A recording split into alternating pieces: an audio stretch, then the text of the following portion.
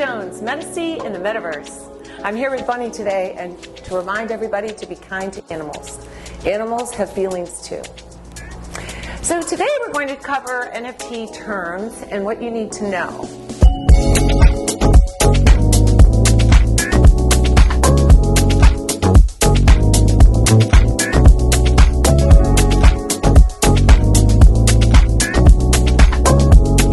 But first, a quick thank you to our sponsor, Oditto.io, partnering with established artists to build out Metaverse galleries to curate, mint, market, tokenize, and promote their NFTs with strategic success.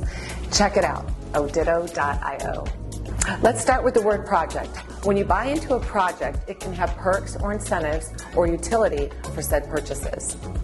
For instance, if you hold onto it for a certain time, you get a free one or you get tokens or points towards something every time one sells.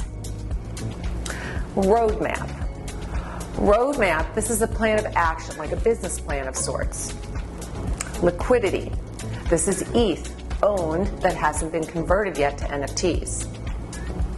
Mint. This means to buy new. It's the first time sold and it's not on the secondary market. Next is the word gas. Not for your car. This is the price tag for transactions similar to airtime. The word floor. This is the minimum price you can buy an NFT.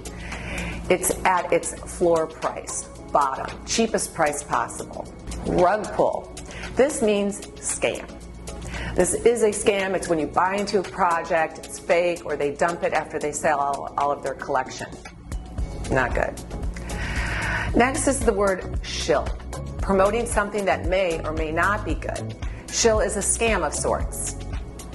Next word is wrecked. This means bad investment or not doing well with what you purchased. Metaverse. This is an immersive digital world where humans can interact with other humans in 3D.